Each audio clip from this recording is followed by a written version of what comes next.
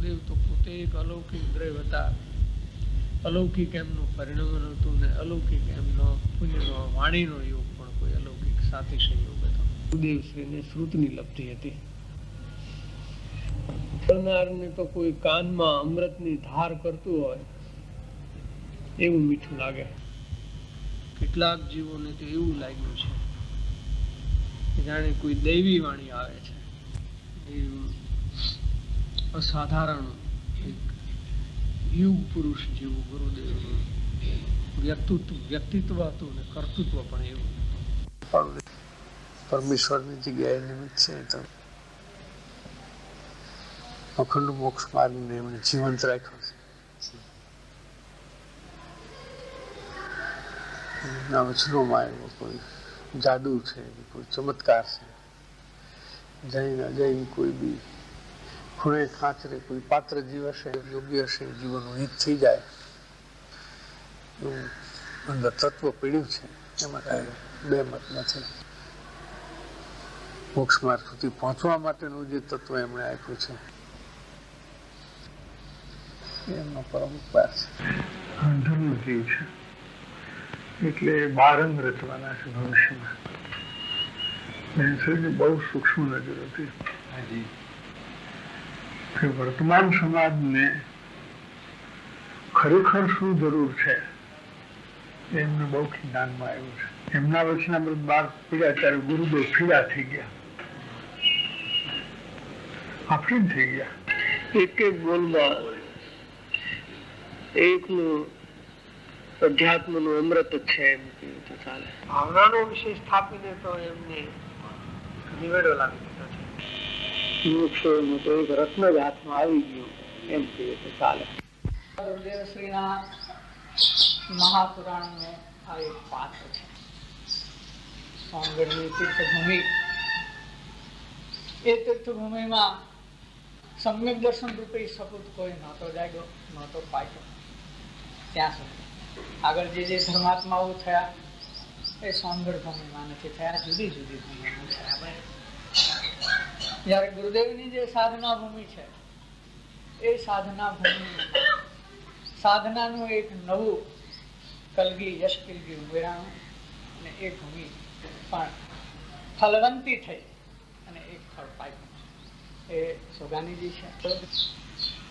સોગાનીજીનું બહુમાન એ માત્ર એક વ્યક્તિનું બહુમાન નથી, એ સમ્યક દર્શનનું બહુમાન છે. અને જે સમ્યક દર્શન ધારક મહાત્માઓ ધર્માત્માઓ છે તે અનંતા ત્રણેય કાળના ધર્માત્માઓનું એમાં સન્માન છે.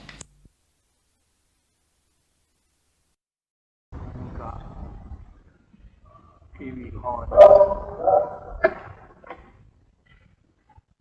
ચાલે છે.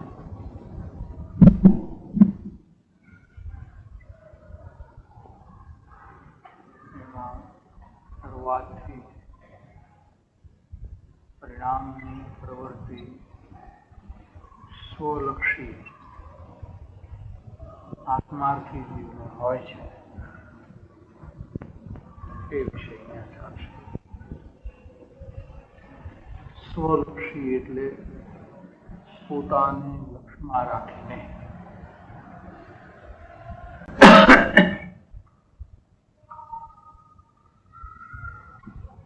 તત્વજ્ઞાનના અભ્યાસમાં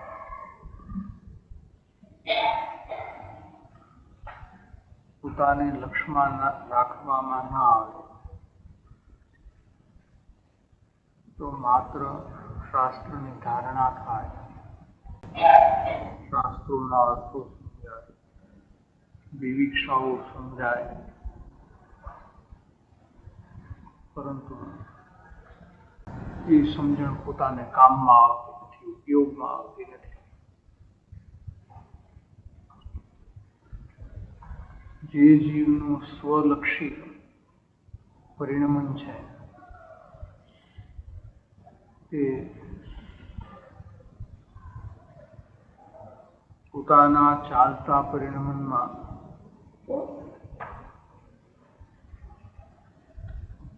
ઇષ્ટ અનિષ્ટપણારૂપ પરિણામ વર્તે છે.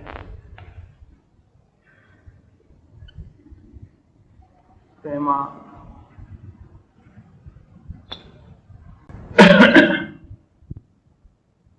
જ્ઞેય પદાર્થોને વિશે ઇષ્ટ અનિષ્ટપણાનો અભિપ્રાય છે તે જૂઠો અભિપ્રાય છે. એ અભિપ્રાય તોડવાનો એક પ્રયાસ છે. કોઈ પણ પદાર્થ ઇષ્ટ અનિષ્ટ નથી, કોઈ સંયોગ ઇષ્ટ અનિષ્ટ નથી. તેથી તે પદાર્થોને લક્ષ્ય પરિણામમાં ઇષ્ટ અનિષ્ટપણું થવું એ આત્માને અહિતકર છે.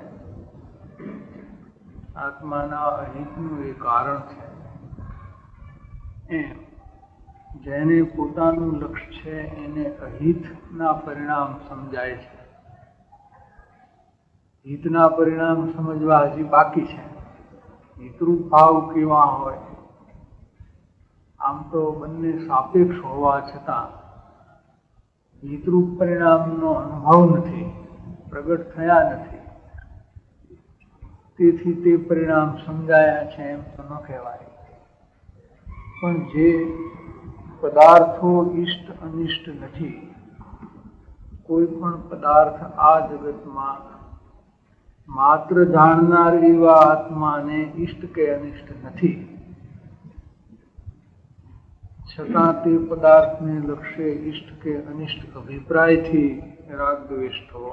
રાગદ્વેષ થવો એમ નહીં, પણ અભિપ્રાયથી રાગદ્વેષ થવો. ઇષ્ટ અનિષ્ટના નિર્ણયપૂર્વક રાગદ્વેષ થવો. એ અભિપ્રાય પહેલા તૂટવો જરૂરી છે. તેથી પ્રથમ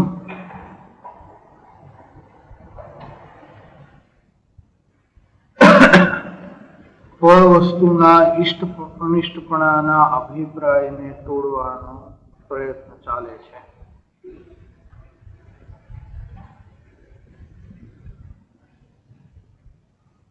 જો ઇષ્ટ અનિષ્ટપણાના અભિપ્રાયને તોડવાનો પ્રયત્ન હોય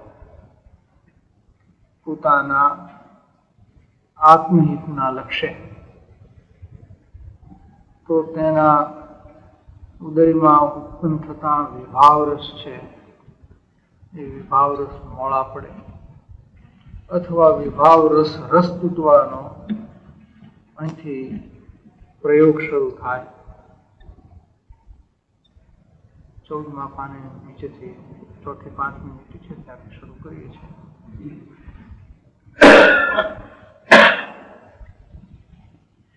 પર વસ્તુના ઇષ્ટ અનિષ્ટપણાના અભિપ્રાયને તોડવાનો આ પ્રયત્ન છે. એટલે પોતે સમજણમાં એવી સ્પષ્ટ સમજણ કરી છે કે હું આત્મા છું, માત્ર જાણનારપણે જ રહેવું એ મારો સ્વભાવ છે, એ મારું સ્વરૂપ છે. તેના બદલે ઇષ્ટ અનિષ્ટપણાનો અભિપ્રાય વર્તે છે તે બિલકુલ આત્મ સ્વરૂપને નહીં સ્વીકારવા બરાબર છે. જો મારું હિત કરવું હોય મારે, તો આ અભિપ્રાય ન હોવો જોઈએ, ન થવો જોઈએ.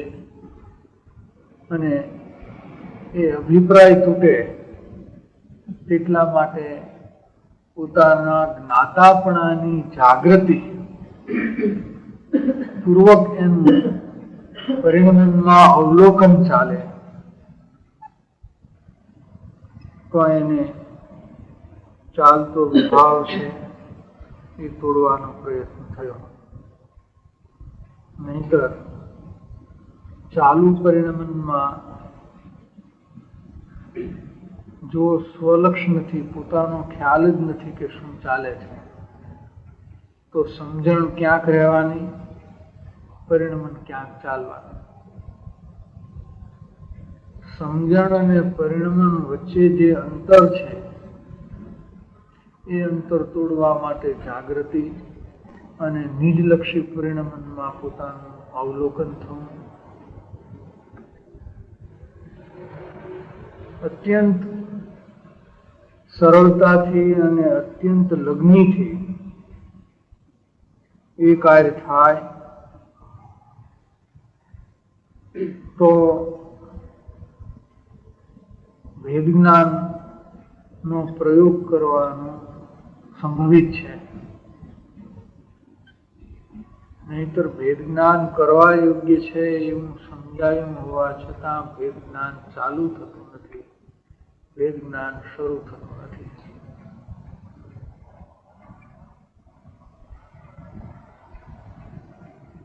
ખાસ કરીને દિગંબર આચાર્યોના અને જ્ઞાનીઓના સાહિત્યમાં તો ભેદ જ્ઞાનનો વિષય ઠામ ઉપદેશેલો છે, છતાં ભેદ જ્ઞાન કેટલા જીવો કરે છે એ વિચારવા યોગ્ય વિષય છે.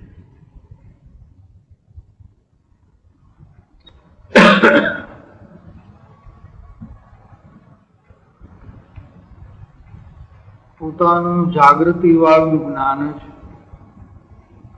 વિભાવ રસને વધવા દેતું નથી, પરંતુ તેને મોળો પાડે છે. જે રાગ દ્વેષ મોહના પરિણામમાં ઉલટો રસ છે, વિભાવ રસ છે, પ્રકૃતિને અનુસરતો રસ છે, તે રસને તૂટવાનું એક જ કારણ છે કે પોતાની અંતર જાગૃતિ હોવી. જો પોતાની જાગૃતિ હોય તો જ એ રસ વધે નહીં અથવા મળવો પડે અને અંતર પરિણામ ઉપર કોઈ પણ જાતનો કંટ્રોલ રહે એ પરિસ્થિતિ રહેતી નથી. ઘણા માણસો એવું પૂછે છે કે મનને કાબુમાં કેવી રીતે રાખવું. મન એટલે શું કે અનેક પ્રકારે પરિણામો જે ઇધર ઉધર જાય છે એમાં પોતાનું જ પરવશપણું જોવામાં આવે છે. એ પરિણામો સ્વવશપણે પરિણમતા નથી એવો સ્પષ્ટ અનુભવ થાય છે એની અંદર.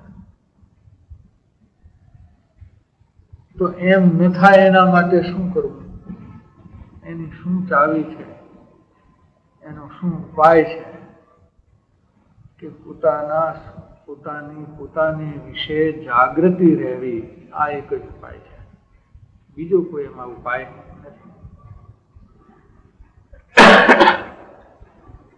જાગૃતિના વિષયમાં 15 પાના ઉપર એક પેરેગ્રાફ છે, નીચે ત્રીજો પેરેગ્રાફ છે. બીજો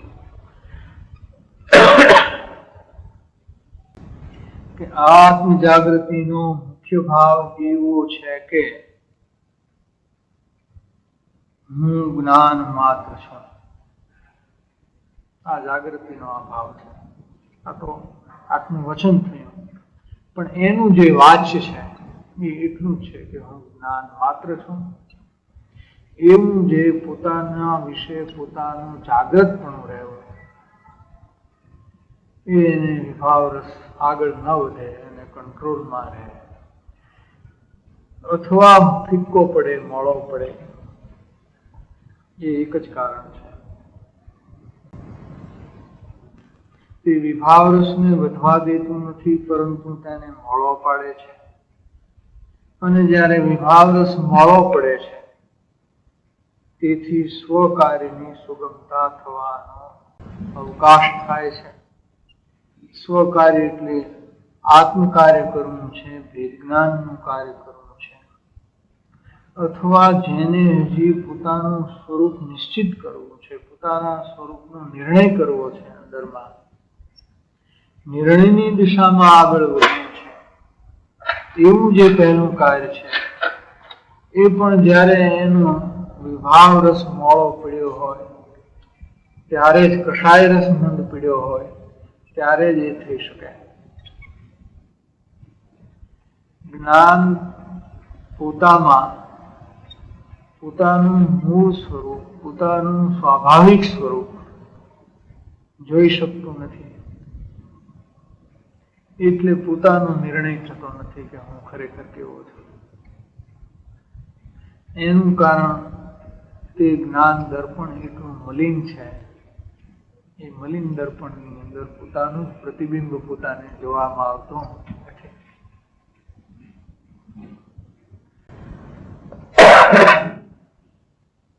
તેથી જો વિભાવરસ મોડો પડે તો સ્વકાર્ય થવાની, સુગમતા થવાનો અવકાશ થાય છે, એટલે ત્યાં જગ્યા થાય છે. આત્મલક્ષ્ય પર પદાર્થ પ્રત્યેનો રસ મંદ પડતા પરરસમાં રંગાયેલું જ્ઞાન તે સ્થિતિમાંથી હળવું થઈને, હજી મુક્ત નથી થતું, એકત્વ બુદ્ધિ છૂટી નથી એટલે મુક્ત નથી થતું, પણ તે સ્થિતિમાંથી હળવું થઈને તે ભૂમિકાની નિર્મળતા અને ગંભીરતા ધારણ કરે છે. તેની ભૂમિકાની સૂક્ષ્મતા અને ધૈર્યતા ધારણ કરે છે. બે એમાં ગર્ભિત છે.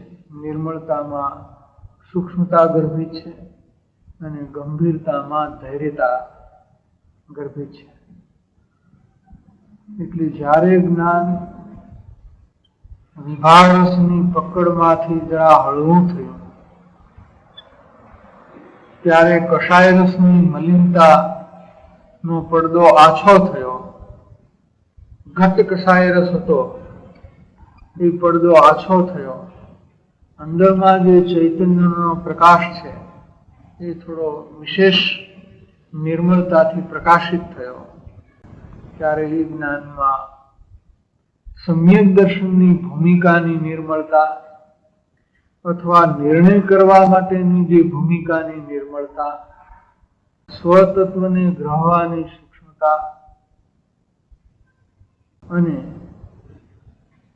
સાથે ચાલતા રાગ તરફ નહીં જવાની જે અચંચળતા, ધીરજતા એટલે અચંચળતા અને ગંભીરતા એ જ્ઞાનની અંદર ઉત્પન્ન થાય છે. તે જ્ઞાન ધીર અને ગંભીર થઈ ચૈતન્ય તત્વના સ્વરૂપને ગ્રહણ કરવાની ક્ષમતાને અહીં પ્રાપ્ત કરે છે. એટલે શું છે કે જ્ઞાનમાં, પરલક્ષી જ્ઞાનમાં પણ આત્માનું સ્વરૂપ આવું છે એવું તો સમજી શકાય છે, તો પણ ત્યાં સ્વરૂપ નિર્ણય થવાનો પ્રકાર ઉત્પન્ન થતો નથી. કેમ કે ત્યાં અન્ય જીવ સંબંધી એવો વિચાર થયો. નિજ સ્વરૂપ સંબંધીનો એ વિચાર ન રહ્યો, એ નિર્ણય ન રહ્યો. છ દ્રવ્યના સ્વરૂપનો સત્શાસ્ત્રના આગમના આધારે નિર્ણય થઈ શકે છે. જો બુદ્ધિનો સૂક્ષ્મ હોય છે તો એમાં એટલી તકલીફ નથી નિર્ણય થવામાં. પણ એ નિર્ણય પરલક્ષી છે જ્યાં સુધી જ્ઞાન, ત્યાં સુધી પાંચ દ્રવ્ય તો પર પદાર્થ છે, ઉદ્ગળ, ધર્મ, અધર્મ, આકાશ અને કાળ. પણ જે જીવ છે એ પણ પર જીવનો, અન્ય જીવનો નિર્ણય થાય છે. ત્યારે એ પરલક્ષી જ્ઞાન એ નિર્ણયને પોતાના આત્મહિતમાં સાધક થવા દેતું નથી, કોઈ પ્રયોજનને સાધતું નથી. નિજ હિતરૂપ પ્રયોજન સાધવું જોઈએ એ માત્ર આત્મલક્ષી પરિણમનમાં, આત્મલક્ષી જ્ઞાનમાં જ થાય છે. પોતે આવો છે, પોતાનું સ્વરૂપનો પોતામાં નિર્ણય થવો એ આત્મલક્ષ્ય ચાલતા પરિણમનમાં થાય છે. અને ત્યાં એ પોતાના સ્વરૂપને ગ્રહણ કરી શકે એવી શક્તિ ત્યાં ઉત્પન્ન થાય છે, એવી લાયકાત ત્યાં ઉત્પન્ન થાય છે, એવી યોગ્યતા ઉત્પન્ન થાય છે. અને એ યોગ્યતાના પ્રથમ કાર્ય તરીકે એને વેદ જ્ઞાન ચાલુ થઈને, વેદ જ્ઞાન શરૂ થઈને અંતર સંશોધનમાં સ્વતત્વને શોધવાની જે વૃત્તિ છે જ્ઞાન, એ સ્વરૂપનો સ્વસ્વરૂપનો નિજ સ્વરૂપનો નિર્ણય કરે છે એ એનું પહેલું કાર્ય છે. આ પ્રકારની આત્મજાગૃતિ તે મુમુક્ષુતાનું ખાસ લક્ષણ છે. આ પ્રકારની આત્મજાગૃતિમાં મુમુક્ષુતા છે એમ કેવું છે. બાકી કશાયની મંદતા અનેક પ્રકારે થાય એ કઈ ખરેખર મુમુક્ષુતા નથી. આ પ્રકારે આત્મજાગૃતિ આવે તો એ મુમુક્ષુતાનું ખાસ લક્ષણ છે. ખરેખર તો જાગૃતિ વિના, આત્મજાગૃતિ વિના મુમુક્ષુતા પણ નથી તેમ સમજવા યોગ્ય છે. પોતે મુમુક્ષુ અથવા આત્માર્થીની ભૂમિકામાં નથી એમ સમજવું યોગ્ય છે. જો પોતાના ચાલતા પરિણમનમાં હિત અહિતના વિષયમાં જો જાગૃતિ નથી તો એને મુમુક્ષુતા શું કહેવી? ખરેખર ત્યાં મુમુક્ષુતા લાગુ પડતી નથી.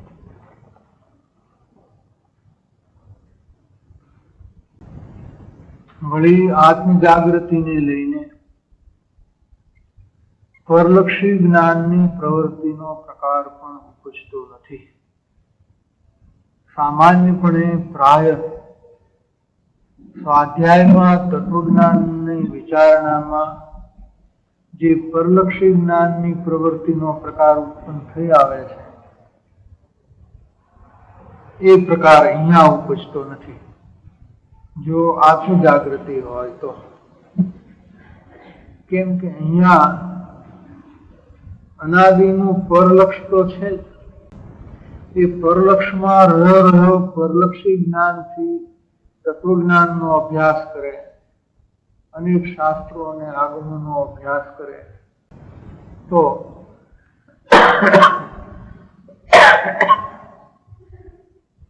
એ પરલક્ષી જ્ઞાનની પ્રવૃત્તિનો જે પ્રકાર છે એ પ્રકારથી ભલે અધ્યયન અને શાસ્ત્રની ધારણા અને ભણતર ગમે તેટલું દેખત રીતે સારું દેખાતું હોય એવું કદાચ થઈ જાય તો પણ એ પરલક્ષી જ્ઞાનની પ્રવૃત્તિનો પ્રકાર છે. અને એમાં 11 અને 9 પૂર્વ સુધીનો ઉત્કૃષ્ટ ધારણા જ્ઞાન થાય તો પણ તે નિષ્ફળ જાય છે. એને પોતાની હિતમાં એ જરા પણ કાર્યગત થતો નથી. એ પરલક્ષી જ્ઞાનની પ્રવૃત્તિનો પ્રકાર આત્મજાગૃતિ હોય તેને ઉત્પન્ન થતો નથી. અને તેથી સત્શ્રુતના શ્રવણ કાળે અથવા સત્શ્રુતના અધ્યયન કાળે તેને સર્વ ન્યાયો પ્રયોજનના લક્ષપૂર્વક સમજવાની પદ્ધતિ રહે છે. શું છે કે શાસ્ત્રની અંદર અનેક સમ્યક ન્યાયોનું નિરૂપણ છે અને એ સમ્યક ન્યાયો આત્મહિત કેમ થાય એ જ રીતે એનું નિરૂપણ છે, એ જ પદ્ધતિથી એનું નિરૂપણ છે. પરંતુ પરલક્ષી જ્ઞાનમાં એવા પ્રકારથી એનું અધ્યયન થતું નથી.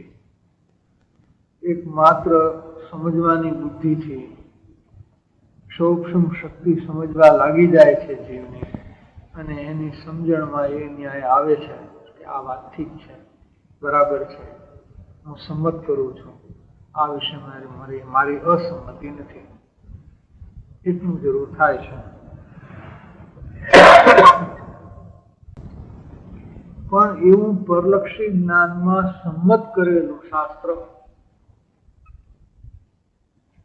એના પ્રયોજનભૂત કાર્યમાં એનો ઉપયોગ થતો નથી, એનું કોઈ કામ આવતું નથી. એ ધારણામાં પડ્યું રહે છે જ્ઞાન અને પરિણમન ઉદયની સાથે ચાલ્યું જાય છે. પરિણમન ઉદયની સાથે તન્મય થઈને ઇષ્ટ અનિષ્ટપણું કરીને, ઇષ્ટ અનિષ્ટપણાના અભિપ્રાય સહિત ઇષ્ટ અનિષ્ટપણું કરીને પૂરા રાગ દ્વેષમાં એ પ્રણમી જાય છે, પૂરી શક્તિથી પ્રણમી જાય છે અને એનું ધારણા જ્ઞાન એને બિલકુલ કામમાં આવતું નથી કે એ જ્ઞાનથી એને પોતાનું અહિત રોકવાનું જરા પણ બનતું નથી. એવી સ્થિતિ ઉભે છે.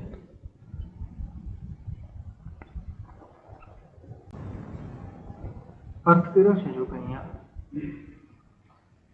કે સત્સુદના શ્રવણ કાળે સર્વન્યાયો પ્રયોજનના લક્ષપૂર્વક સમજવાની પદ્ધતિ રહેવી.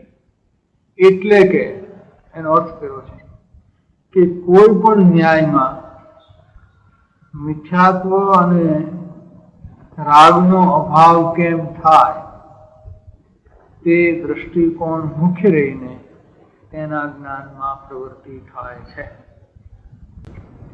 શું છે કે પ્રથમ તો મિથ્યાત્વ જમવું જોઈએ અને એ ઉપરાંત ચારિત્ર મોહના પણ રાગાદી ચડવા જોઈએ, તો જ પરિપૂર્ણ શુદ્ધિ થાય. એ પૂર્ણ શુદ્ધ થવું એ એનું પ્રયોજન છે અને એ પ્રયોજનના લક્ષ્ય એને બધા ન્યાયો સમજવા છે. એ ન્યાયોનો અર્થઘટન ખાલી ન્યાયનો અર્થ શું થાય છે એમ નહીં, પણ પ્રયોજનના લક્ષ્ય શું એનું અર્થઘટન થાય છે એમ વિચારવું છે. આટલો ફેર પડે છે. કોઈ જીવ તો માત્ર સમજણથી અથવા શબ્દાર્થ કે ભાવાર્થથી સંતુષ્ટ થાય છે. એ પરલક્ષી જ્ઞાનનો પ્રકાર છે, સંતુષ્ટ થવો. અહીંયા તો એ ન્યાય મને મારા આત્મહિતમાં કયા પ્રકારે હું લાગુ કરી શકું, સમજણ વખતે જ એ સમજણનો ઉપયોગ મને મારા સ્વકાર્યમાં કેવી રીતે થાય છે એ દ્રષ્ટિકોણ સાથે ને સાથે રાખે છે. જેમ કે એક માણસ બે માણસ નોકરી કરે છે, તો એક માણસ બંને પ્રમાણિકપણે જ નોકરી કરે છે. એમ લઈએ કે જે કાંઈ એના કાર્યો છે એ પ્રમાણિકપણે બરાબર કરે છે. એક માણસનો દૃષ્ટિકોણ એવો છે કે આ નોકરી કરતા કરતા જ આ જ પ્રકારનો વ્યાપાર ધંધો પોતે કેવી રીતે કરી શકે એ શીખવાનો દૃષ્ટિકોણ રાખે છે. અને એક માણસ બધા કામ કેવી રીતે સરખા થાય એટલો દૃષ્ટિકોણ રાખે છે. કામ તો બંને બરાબર સારી રીતે પૂરા કરે છે, પણ એક કાયમ માટે નોકર રહે છે, બીજો નોકર મટીને શેઠ થાય છે, માલિક થાય છે. કેમ કે શીખતી વખતે, સમજતી વખતે એના અભિપ્રાયમાં એક બીજો દૃષ્ટિકોણ સાથે ને સાથે હતો કે હું માલિક હોઉં તો આ કામ કેવી રીતે કરી શકું. કોઈ બહારમાં ભલે નોકર હોવા છતાં માલિકની જગ્યાએ બેસીને બધો વિચારે છે અને બધા કાર્યો પાર પાડે છે. તો બંનેને એક જ કાર્યનો અનુભવ હોવા છતાં બંનેની સમજણમાં અને બંનેના અનુભવ જ્ઞાનમાં પણ ઘણો ફરક પડે છે. બહુ મોટો આંતરો છે. એક માણસ ત્યાંનો ત્યાં રહે છે, એક માણસ માલિક થઈ જાય છે. એમ અહીંયા પણ જે માત્ર સમજવા ખાતર સમજે છે અને તેથી આગળ એનો ઉપયોગ કરવાનો દૃષ્ટિકોણ સમજવાના વખતે જેને નથી તે સમજીને સંતુષ્ટ પામશે કે ચાલો આ સમજાય છે તો ખરો. આ એક દુનિયાદારીથી જુદા ક્ષેત્રનો, જુદા પ્રકારનો વિષય છે કે જે મને પણ નહોતો સમજાતો અને ઘણાને હજી સમજાતો નથી. હવે કંઈક સમજાયો તો ત્યાં એ રોકાઈ ગયો. એ પ્રકારની અંદર એને સમજીને જે પુરુષાર્થ, સમજણના કારણે જે પુરુષાર્થ ઉત્પન્ન થવો જોઈએ એ વાત જ એની સમજમાં રહેતી નથી. સમજણ તો યથાર્થ તેને કહીએ કે જે સમજણ પુરુષાર્થને જાગૃત કરે, એ સમજણ તે સાચી સમજણ છે. અને જો એ પુરુષાર્થને જાગૃત ન કરે તો એ સમજણ ખરેખર સાચી સમજણ દેખાતી હોય તો પણ સાચી સમજણ નથી. આ પરિસ્થિતિ એટલે શ્રુતવા સત્શ્રુતના શ્રવણ કાળે સર્વ ન્યાયો પ્રયોજનના લક્ષ્યપૂર્વક સમજવાની જે પદ્ધતિ રહે છે, ત્યાં સર્વ ન્યાયોમાં સર્વ વાતમાં મિથ્યાત્વ કઈ રીતે ટળે અને રાગાદીનો અભાવ કેમ થાય તે દ્રષ્ટિકોણ મુખ્ય રહીને તેના જ્ઞાનની પ્રવૃત્તિ થાય છે. તે દ્રષ્ટિકોણ મુખ્ય રહીને એ જ્ઞાનની પ્રવૃત્તિ ચાલે છે. માત્ર સમજવા પૂરતો જ એનો અભિપ્રાય છે એવી પ્રવૃત્તિ નથી.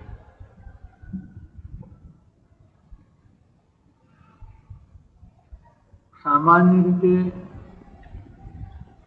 જે સમજવામાં તકલીફ પડે છે એના કેટલાક કારણો છે.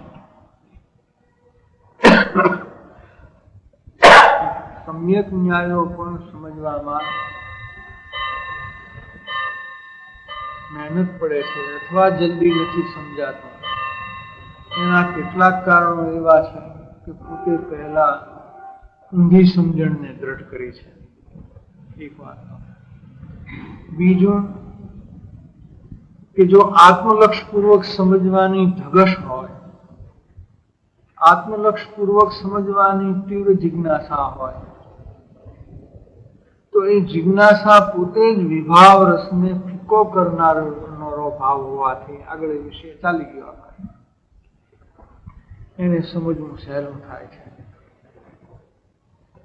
કેમ કે સમ્યક ન્યાયો છે એ તો એકદમ સરળમાં સરળ રીતે વસ્તુ સ્વરૂપને સ્પષ્ટ કરનારા ન્યાયો છે.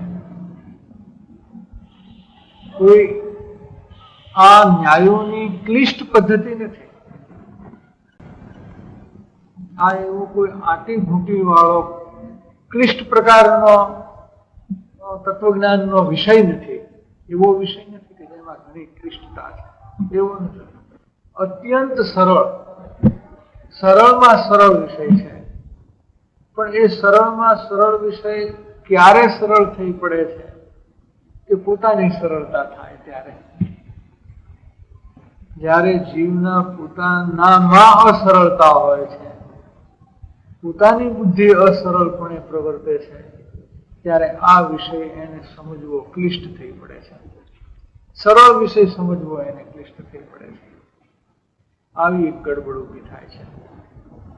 એટલે બહુભાગ જીવને તો સમજવામાં ક્લિષ્ટતા અને ઘણો મહેનત થાય છે. માંડ સમજાય છે ત્યારે એને એમ થાય છે કે ચાલો એક સિદ્ધિ થઈ ગઈ, કાંઈક સિદ્ધ કર્યું, કાંઈક મળી ગયું એમ એને લાગે છે. ખરેખર ત્યાં મળવાનો પ્રશ્ન નથી.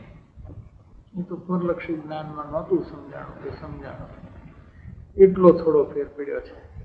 પણ આખરમાં એ પરલક્ષી જ્ઞાન પરલક્ષી રહ્યું છે અને એથી કાંઈ એને લાભ થવાનો નથી એવી એને ખબર પણ ત્યાં હોતી નથી. પણ જેને મિથ્યાત્વ અને રાગના અભાવ કરવાના દ્રષ્ટિકોણને મુખ્ય રાખીને જ્ઞાનની પ્રવૃત્તિ થાય છે, ત્યારે તેના સમજણના કોઈ પણ પડખામાં પ્રથમથી જ વિપર્યાસ ન થાય તેવું બને છે. શું આમાં છે કે સમજવામાં પણ સમજણની વિપર્યાસ થવાના ઘણા તબક્કા છે, અનેક ઠેકાણા છે, અનેક સ્થાન એવા છે કે સમજણની વિપર્યાસ થાય. કેમ કે કથનોમાં ઉલટા સુલટા કથનો આવે છે. એકબીજાને મેળ ન ખાય એવા શાસ્ત્રના વચનો, અને એ વચનોને લઈને જીવ પોતાની રુચિ અનુસાર એટલે પોતાના બુદ્ધિના વિપર્યાસને સાથે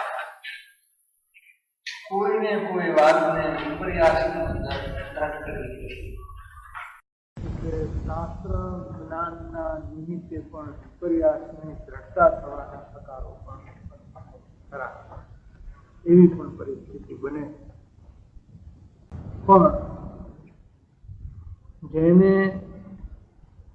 મિથ્યાત્વ ટાળવું છે, રાગનો અભાવ કરવો છે અને આત્મજાગૃતિ અને આત્મલક્ષ પૂર્વક સમજવાનો પ્રકાર છે, તેને કોઈ પણ પડખામાં ગમે તે પડખાની વાત ચાલતી હોય, અનેક પડખા છે એમાં, કોઈ પણ પડખાની વાત ચાલતી હોય તો પ્રથમથી જ સમજવાના તાનાથી જ એને વિપર્યાસ ન થાય એવું બને છે.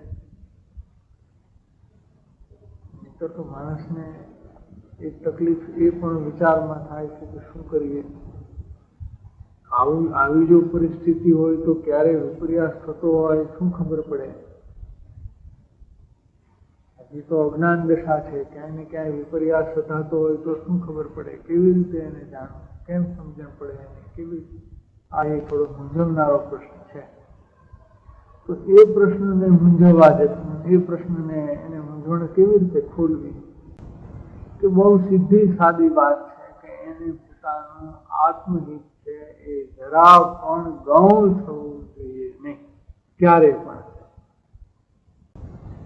એની જેટલી મુખ્યતા અને એ મુખ્યતામાં જેટલી તીખાશ, ઉગ્રતા, એટલું એને આ દિશામાં, સમ્યક દિશામાં, આત્માની અંતરની દિશામાં આગળ વધવાનો રસ્તો ચોખ્ખો છે, સાફ છે. અને નહીંતર ભૂલવાના ઠેકાણા હજાર છે, એમાં અનેક ઠેકાણા છે ભૂલવાના. તેવું બને છે.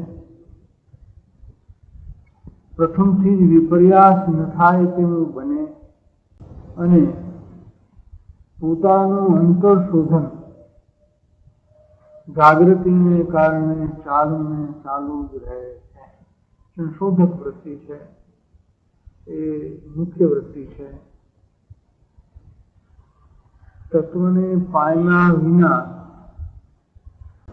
આ જ બરાબર છે ને આ જ બરાબર નથી એમ કોઈ ખંડન મંડનમાં પડી જાય છે, એને તત્વ પામવું ઘણું દૂર છે. પણ જે જીવ સંશોધક ભાવે રહે છે, સંશોધક ભાવે પ્રવર્તે છે, એને સત્ય મળવું એ વધારે નજીક છે, એ સત્યને મળવામાં વધારે નજીક છે, જેટલો ખંડન મંડન પડવા વાળો એમાં નજીક નથી હોતો. એ વિષયમાં શ્રીમદજીએ પત્રની અંદર બહુ શરૂઆતની અંદર બહુ સારી વાત કરી. પત્રાંક યાદ નથી.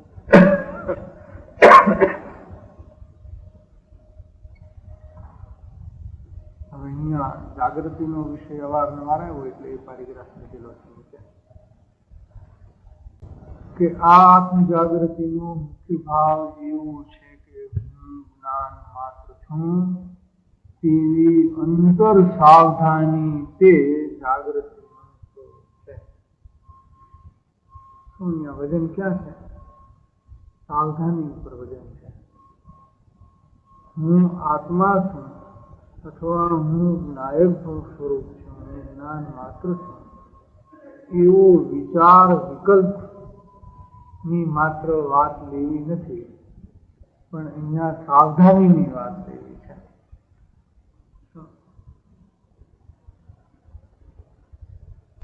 જે જીવ ઉદયમાં સાવધાન છે,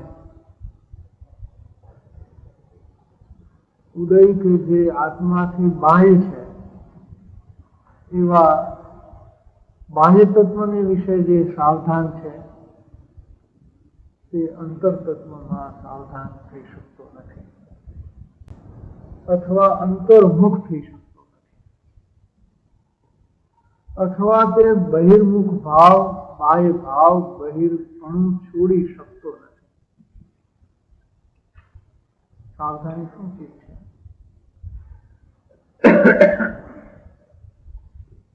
કે જેની કિંમત છે ત્યાં સાવધાની જાય છે. સાવધાની એક સંભાળ છે. જેની કિંમત છે જીવને, તેની સાવધાની વર્તે છે. એ સહજ પ્રક્રિયા છે. જીવના પરિણામની આ સહજ પ્રક્રિયા છે.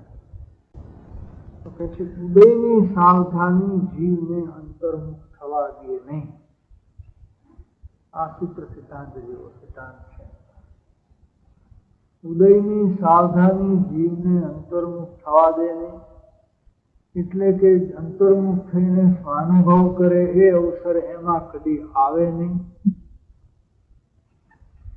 અને જે અંતર્મુખ થયા, અંતર સાવધાનીથી જે અંતર્મુખ થયા, સ્વરૂપ સાવધાનીથી જે અંતર્મુખ થયા,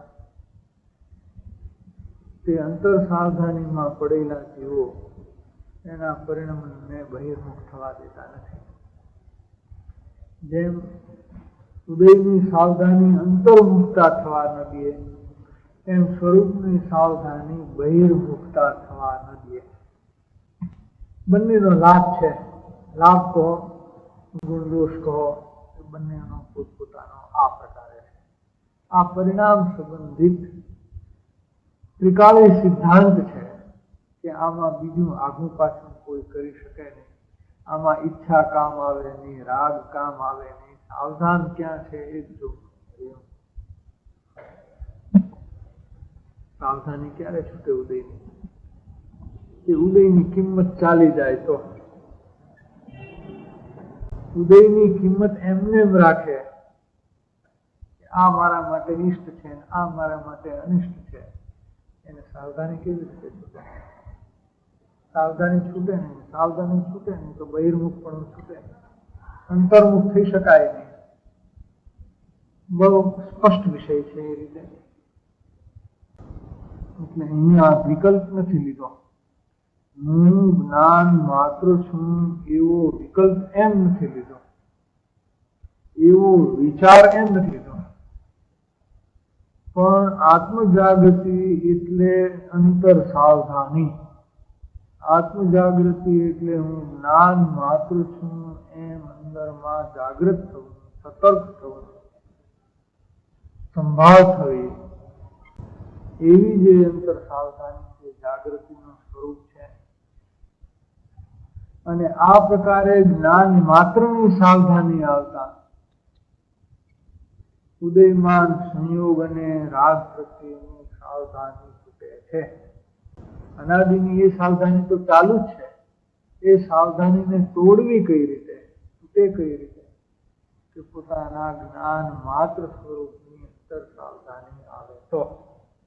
નહીતર કોઈ રીતે બહારની સાવધાની છૂટે એવું નથી. અને કોઈ રીતે ગમે તેટલા શાસ્ત્રનો અધ્યયન હોય, ગમે તે ક્રિયાનો આડંબર હોય, પણ અંદરનું કોઈ કામ થાય એવું નથી.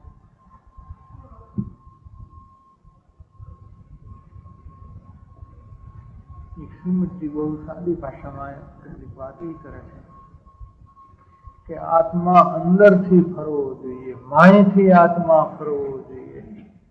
માયથી આત્મા ફરવો જોઈએ એટલે શું કહેવા માંગે છે? કે એની બહારની સાવધાની છૂટવી જોઈએ, અંદરની સાવધાની ઉત્પન્ન થઈ જવી જોઈએ. બે પરસ્પર વિરુદ્ધ તત્વોની સાવધાની ન રહી શકે. અંતર તત્વની પણ સાવધાની રહે અને બહિર્તત્વની પણ સાવધાની રહે. બે વાત તો કોઈ દિવસ બની શકે નહીં. ગમે તે એક રહે.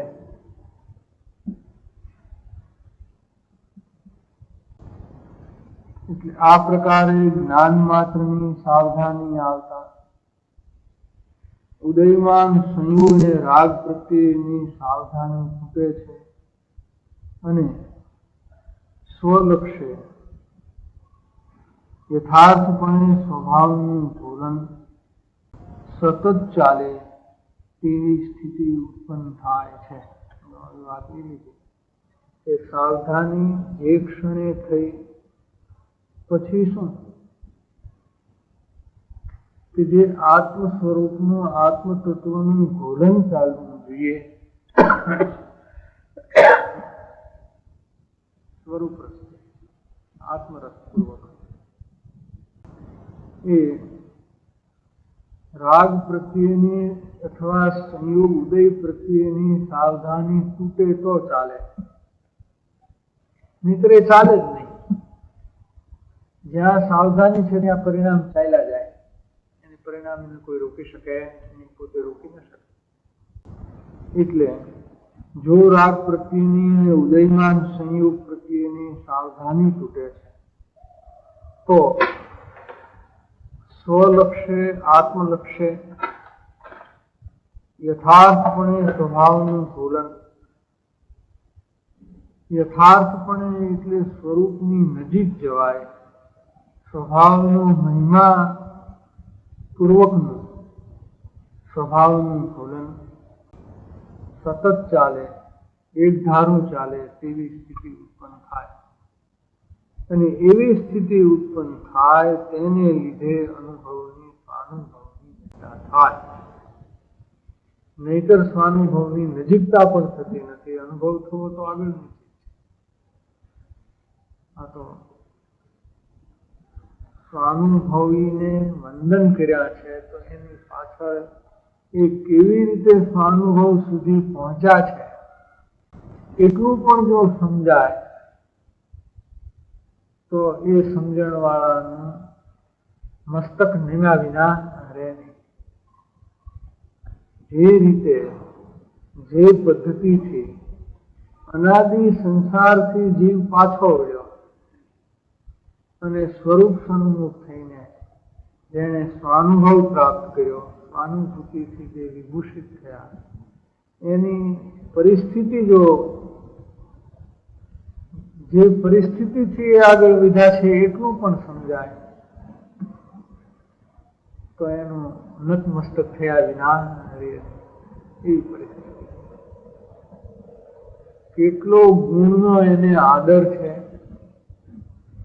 પોતાના દોષ ટાળવાના અવલોકન માત્રમાં કેટલી સરળતા રહી છે, આ બધું આ વિષયની અંદર સમાયેલું છે. અને એ સમજાય ત્યારે એની કિંમત આવે.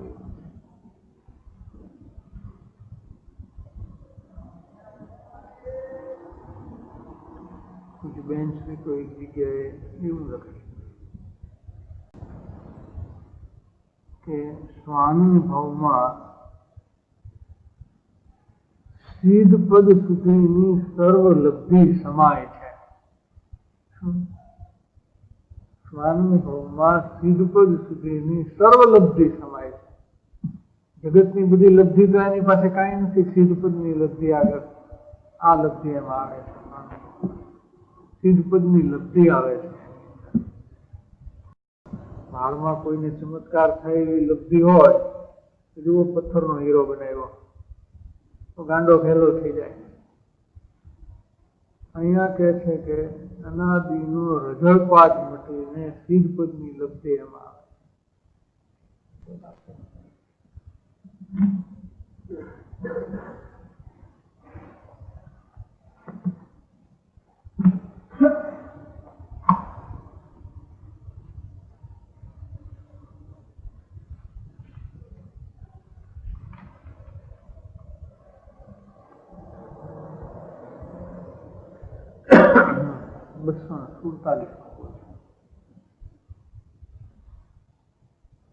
સ્વાનુભવનો મહિમા અનેક બોલ છે આની અંદર, જેમાં સ્વાનુભવનો ખૂબ ખૂબ મહિમા કીધો છે. એમાંથી આ એક બોલ છે કે આત્મ સાક્ષાત્કાર તેજ અપૂર્વ દર્શન છે. પૂર્વે અનંતકાળમાં નહીં થયેલું એવું પોતાના પૂર્ણ શુદ્ધ આત્મ તત્વનું દર્શન, એને આત્મ સાક્ષાત્કાર કહેવામાં આવે છે.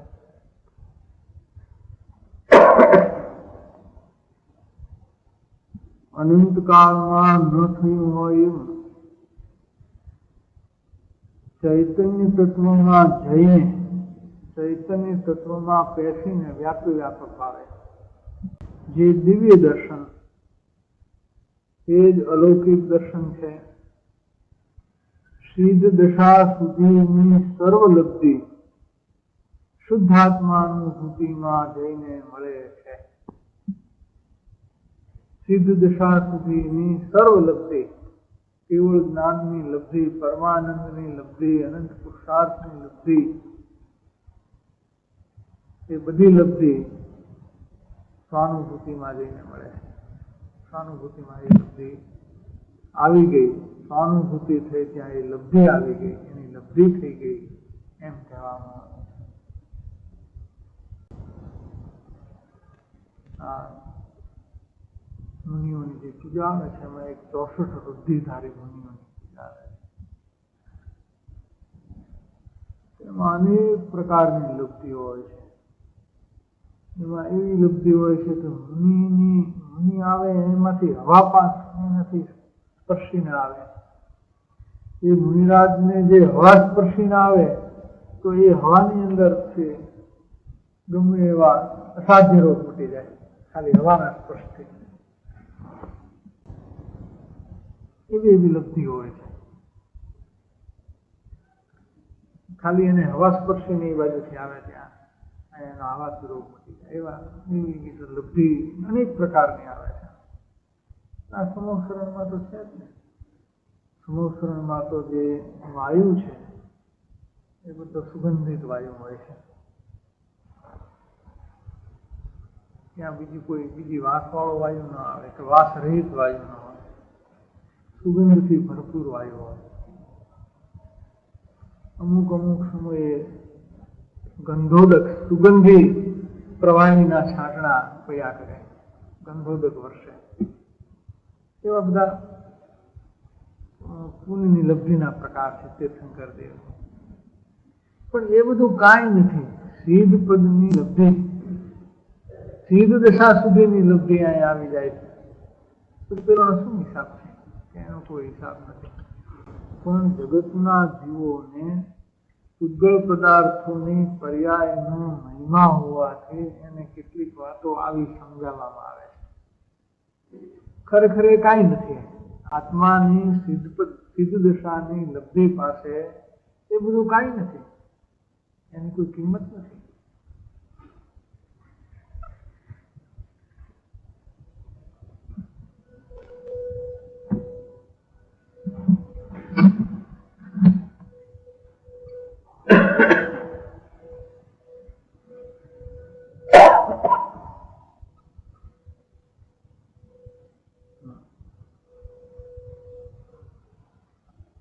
આવા જાગૃત મુમુક્ષુ જીવની આત્મા સમજવા માટે ધગશ અને લગ્ની વ્યક્ત કરતા વચનો અધ્યાત્મયુગ પ્રવર્તક પરમોપકારી પૂજ્ય ગુરુદેવ શ્રી કાનજી સ્વામીના ઉલ્લેખનીય છે. એમ કરીને અહીંયા પરમાગમ સારમાંથી 95 નંબરનો બોલ છે એ ઉદ્ધત કરેલો છે. એનો ઉલ્લેખ છે કે જાગ્રત મુમુક્ષુ જીવને આત્માને સમજણ કરવા માટે કેવી ધગશ અને કેવી લગ્ની હોય. આત્મા સમજવા માટે જેને અંતરમાં ખરેખરી ધગશ અને ચાલાવેલી જાગે તેને અંતરમાં સમજણનો માર્ગ થયા વિના રહે જ નહીં. શું કહેવું છે કે સમજવા માટે સમજણની તાલાવેલી કેટલી છે, સમજણ થવા માટે સમજવા માટે એની અંતરની ધગશ કેવી છે, એના ઉપર એની સમજણ કેવી થશે એનો આધાર છે. એને વિપર્યાસ થવાનો તો અવકાશ જ નથી. મોટામાં મોટી વાત એ છે કે અનાદિથી જીવનો જે મતિ વિપર્યાસ ચાલ્યો આવે છે એને લઈને સત્સંગ અને સત્શાસ્ત્ર પણ મતિ વિપર્યાસનું બળવાનપણું ન ઘટે તો નિષ્ફળ જાય. સત્સંગ પણ નિષ્ફળ જાય અને સત્શાસ્ત્રનો બોધ પણ નિષ્ફળ જાય. એની એવી નિષ્ફળતામાં ન આવવું પડે એના માટેનો આ ચોખ્ખે ચોખ્ખો બહુ સીધો સાદો સરળ ઉપાય આ છે કે અંતરની ખરી ધગશથી અને તાલાવેલીથી જો સમજવાનો પ્રયત્ન કરવામાં આવે તો સમજણનો માર્ગ ત્યાં અંદરમાં જે ઉઘાડથી બહારમાં સમજે છે એમ નહીં, અંદરમાં એને કેવી રીતે સ્વીકાર કરવું, કેવી રીતે નિજહિત કરવું, કેવી રીતે અહિતથી બચવું, એવો જે અંતરમાં સમજણનો માર્ગ છે એવો માર્ગ એને ઉત્પન્ન થયા વિના રહે નહીં. બહુ આંટી વગરની સીધી સાદી આ વાત છે કે પોતે કેટલી તૈયારીથી આ વિષયમાં આ ક્ષેત્રમાં પ્રવેશવા ચાહે છે એના ઉપર એની પ્રગતિનો આધાર છે. જે માણસ લૌકિકમાં પણ કહે છે કે વેઠની જેમ કામ કરે તો એના કામમાં કોઈ ભલીવાર ન હોય. વેઠ એટલે વળતર કાંઈ સામે ન મળવાનું હોય એને વેઠ કહે છે. અમારે વેઠિયા હોય છે. પહેલાના જમાનામાં એવી રીતે માણસોને ઠાકોર લોકો ગરાસિયા લોકો કામ કરાવે, આખો દિવસ કામ કરી દે એને કાંઈ આપે નહીં. ખાલી એની ગામની વસ્તીનો માણસ હોય, ચાલે આ ઘરે આટલું કામ કરી આવજે, એને એટલું કામ કરી દેવાનું, એની સામે વળતર કાંઈ ના આપે. એ માણસને કામ કરવાની શું હોશ હોય, પ્રાણે કામ કરતો હોય, એ કામમાં એ સફળ ન થાય એ સ્વાભાવિક. એમ જેને જાણે કાંઈ મળવાનું નથી ને કાંઈ મળતું નથી આમાંથી, આ રોજ એકની એક વાત ચાલ્યા કરે છે, તેને તે આત્મા આત્મા આત્મા આત્મા થયા કરે છે. આમાં આપણું કાંઈ વળતો નથી. છતાં બીજા કરતા બીજી પ્રવૃત્તિમાં રહેવું કરતા સમય હોય છે, ટાઈમ મળે તો અહીંયા ઠીક છે, આ વાત જરા આ સંગત સારી છે, ઉપરથી વેઠની જેમ જો કાર્ય કરે છે તો એને અંદરમાં કોઈ સમજણનો માર્ગ મળતો નથી, પરંતુ પોતાની ધગશના બળે અંતરમાં માર્ગ કરીને તે આત્મ સ્વરૂપને પામે.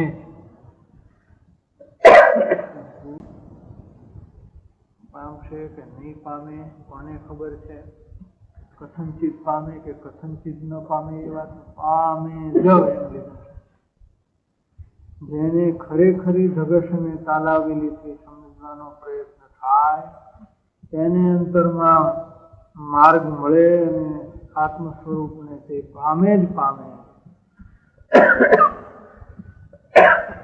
ન પામે એવું બની શકે. પરમાગમ સારનો 95મો બોલ છે, એના ઉપરનું સ્પષ્ટીકરણ પહેલા પારિગ્રાફમાં છે. આ બોલની અંદર શું કહેવા માંગે છે? સંક્ષેપમાં તો આપણે ઉપરથી લઈ લીધું, પણ શબ્દોને અડીને સ્પષ્ટીકરણ છે એ હવે પછીના પારિગ્રાફમાં છે.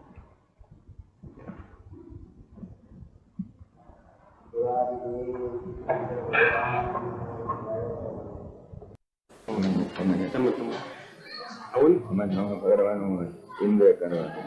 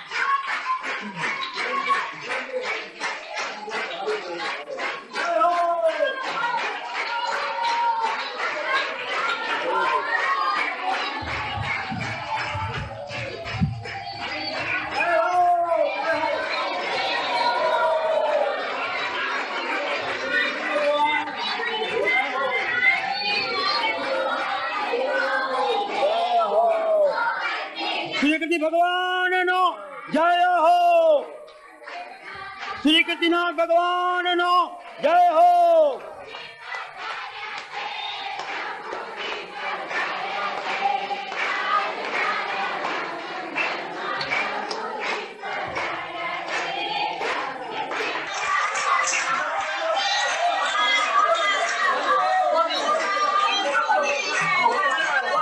पंडित जी मंत्र बोले, पंडित जी